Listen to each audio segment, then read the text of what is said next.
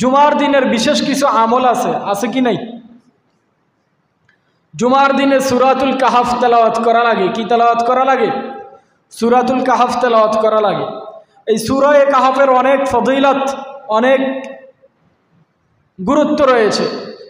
সূরা কাহাফের প্রথম 10 আয়াত কিংবা শেষ 10 আয়াত যে ব্যক্তি হিফজ করবে, মুখস্থ করবে, সহিহ বুখারীর রওয়ায়াতে আসছে, রাসূল করিম সাল্লাল্লাহু আলাইহি ওয়াসাল্লাম বলেন, উসিমা মিন ফিতনাতিদ দাজ্জাল, সে ব্যক্তি দাজ্জালের ফিতনা থেকে হেফাজত থাকবে।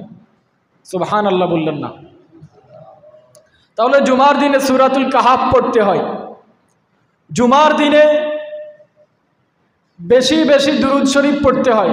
রাসূল করিম সাল্লাল্লাহু আলাইহি ওয়াসাল্লামের উপর কি পড়া লাগে? দুরূদ শরীফ পড়া লাগে।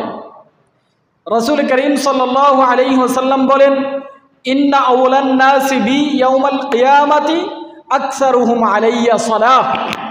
কিয়ামতের দিন রাসূল করিম সাল্লাল্লাহু আলাইহি ওয়াসাল্লামের খুব নিকটে ওই ব্যক্তি থাকবে যে ব্যক্তি রাসূল করিম সাল্লাল্লাহু আলাইহি ওয়াসাল্লামের উপর বেশি বেশি দুরূদ পাঠ করছে। দুরূদ পাঠ করলে আরেকটা লাভ আছে। লাভ কি? মান সাল্লা আলাইয়া সালাতান ওয়াহিদাতান সাল্লাল্লাহু আলাইহি বিআশরা, যে ব্যক্তি একবার দুরূদ পাঠ করবে আল্লাহ তাআলা তার উপর 10 বার রহমত নাজিল করবে।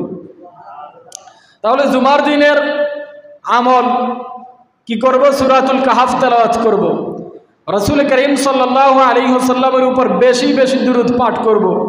হাঁটতে চলতে আল্লাহুম্মা সাল্লি ওয়া সাল্লিম আলা মুহাম্মদ, আল্লাহুম্মা সাল্লি ওয়া সাল্লিম আলা মুহাম্মদ পড়েন সবাই, আল্লাহুম্মা সাল্লি ওয়া সাল্লিম আলা মুহাম্মদ। তাহলে সূরা কাহাফ তেলাওয়াত করব, দুরূদ শরীফ পাঠ করব, আগে আগে মসজিদে আসব।